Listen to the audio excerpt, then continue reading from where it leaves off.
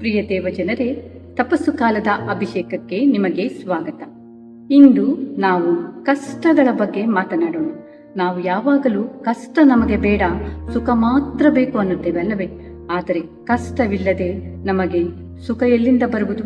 ಖಂಡಿತವಾಗಿಯೂ ನಾವು ಕಷ್ಟವನ್ನು ಕಳೆದು ಮಾತ್ರ ಸುಖವನ್ನು ಪಡೆಯಬಹುದು.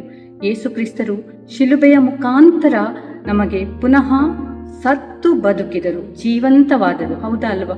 ಅದೇ ರೀತಿ ನಾವು ಕೂಡ ಸಾಯಬೇಕು, ಆಮೇಲೆ ಪುನರ್ಜೀವಗೊಳ್ಳಬೇಕು. ಖಂಡಿತವಾಗಿಯೂ ಕಷ್ಟಗಳ ಬಗ್ಗೆ ಬೈಬಲ್ ಏನು ಹೇಳುತ್ತದೆ ನೋಡೋಣ.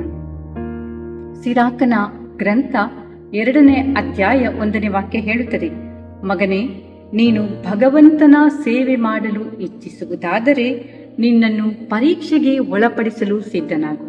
ಹೌದು ಪ್ರಿಯರೇ, ನಾವು ಖಂಡಿತವಾಗಿಯೂ ಬೆಂಕಿಯಲ್ಲಿ ಚೆನ್ನಾಗಿ ಶುದ್ಧೀಕರಿಸಿ ಪುಟಕ್ಕೆ ಇಟ್ಟ ಚಿನ್ನದಂತೆ ಆಗಬೇಕು. ಕಷ್ಟಗಳು ನಮ್ಮನ್ನು, ಶೋಧನೆಗಳು ನಮ್ಮನ್ನು ಖಂಡಿತವಾಗಿಯೂ ಪರಿಶುದ್ಧಗೊಳಿಸುತ್ತವೆ ಹಾಗೂ ದೇವರೆಡೆಗೆ ಸಾಗಲು ದಾರಿ ಮಾಡಿಕೊಡುತ್ತವೆ.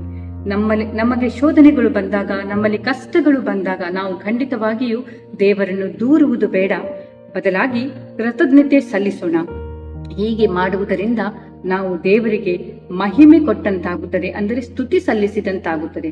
ಹಾಗೆ ಮಾಡಿ ನಮ್ಮ ಜೀವನವನ್ನು ನಾವು ಪರಿಶುದ್ಧಗೊಳಿಸೋಣ, ದೇವರೆಡೆಗೆ ಅಭಿಮುಖವಾಗೋಣ.